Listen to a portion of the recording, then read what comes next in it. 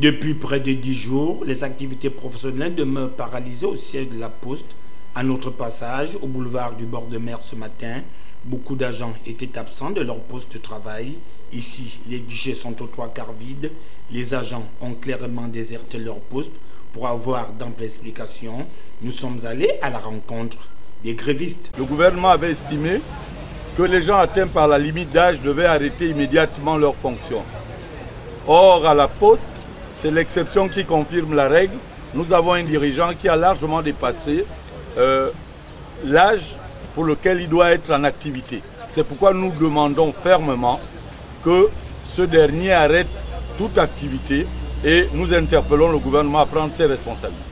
À cela s'ajoutent les retards multiformes dans les paiements des salaires. Jusqu'à ce jour, près de 800 employés de la Poste sont en attente du paiement de salaire du mois de novembre 2017. Lorsqu'on regarde le Code du travail, le salaire doit être payé à date échue, c'est-à-dire à terme.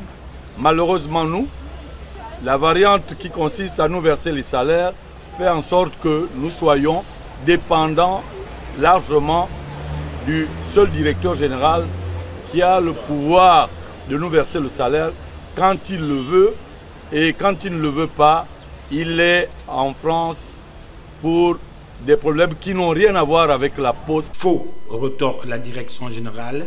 Les paiements de salaires et autres bonifications attribuées aux agents n'est nullement de leur ressort. Cette mission engage l'État gabonais via le ministère de la Communication ou encore de l'économie depuis que la Poste a engagé son processus de redressement qui est jugé aujourd'hui plus que satisfaisant. Dans une holding avec 5 filiales, Poste Mail, Poste Transfert, Poste Banque, Poste Net et Poste IMO.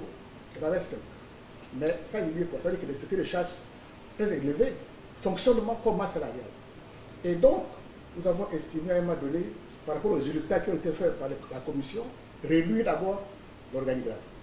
Nous l'avons ramené à un PDG, deux directions techniques. La direction qu'on appelle son support, donc la DAF, et la direction production qu'on appelle en fait la direction métier. Donc, on voit déjà des efforts de suppression ou de diminution en fait de charges de fonctionnement. Concernant les justificatifs des pièces comptables au sein des filières telles que la Banque Postale Française ou de la BICIG. Il y a le PDG M. Adandé qui est à la tête. Et les services au quotidien, ce n'est pas M. Adandé, ce sont les agents qui sont en même temps délégués du personnel ou syndiqués. Mais qui sur les comptes au quotidien?